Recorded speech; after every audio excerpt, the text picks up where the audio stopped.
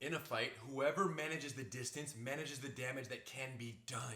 If you end up in the bottom of the fight and you don't have distance management mastery, it's going to be a very bad day. Let's say Eve ends up in the bottom of the guard, I'm on top. She doesn't know jiu-jitsu. She puts her hands up, she's trying to survive the punches here. Some are going to sneak through, body shots, head shots, elbow strikes. Eventually they're going to land and it's going to be very bad for her. She may also try to push me off.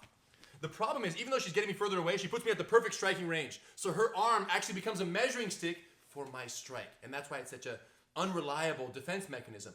There really are only two reliable ways to neutralize punches from the bottom of the guard.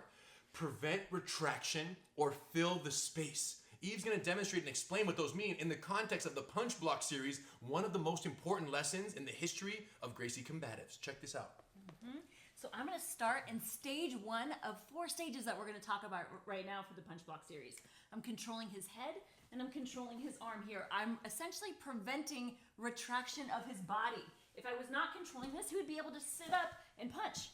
Okay, so I control his head and I'm controlling his arm. Now what he can do is swim his arm inside, push off my chest and try to create space this way. So I'm going to swim my arm inside, come up and over, and then bite right back over his arm here. If he swims on the side of the head, I hand off the head here, and now the arm comes up and over, and now we're back into stage 1, which feels safe. Now the only problem with this is that he could still potentially land a body strike here. So if he goes for the body strike, I open up my legs here. Okay, my shin comes in, and I'm preventing the retraction of his arm by grabbing the back of his tricep. If he pulls his other arm out, we are officially in stage 2 right now. My shins are blocking his biceps there, and my hands are grabbing the back of his triceps. My body is curled, and this feels like in a very comfortable position. Now, if Henry decides to sit back and create more space, I have to fill more space. So my knees come in his chest, my hips lift up, I can be blocking punches from here. He can't reach me from here. Okay, so I'm again filling space. If he goes to stand up, now we reach stage 4. My feet are on his hips, my legs are extended, I'm still blocking, and he cannot reach me from here.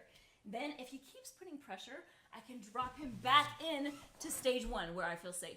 And these can be used in every combination, you guys. That's the beauty of it. No matter what space I create, she's going to fill that space like water.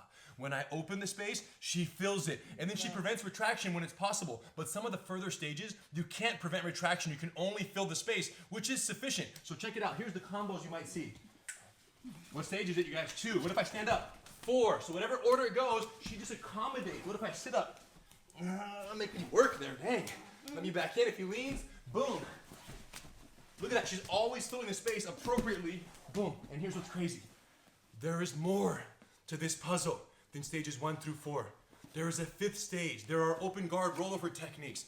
This is lesson number 8 of Gracie Combatives. What's crazy is that most BJJ schools around the world, you can train for 8 years and never learn how to effectively block punches from the guard because jiu-jitsu is being taught as a sport with little or no emphasis on the application in a real fight. So if you've never learned this at your BJJ school, you have to go to Gracie University. Lesson number 8, learn all the rest of the details, including stage 5. You're gonna love it. 30 lessons for free to sign up, get in there, try it out. If it's not the best thing you've ever seen, and when it comes to self-defense and street applicable jiu-jitsu, money back.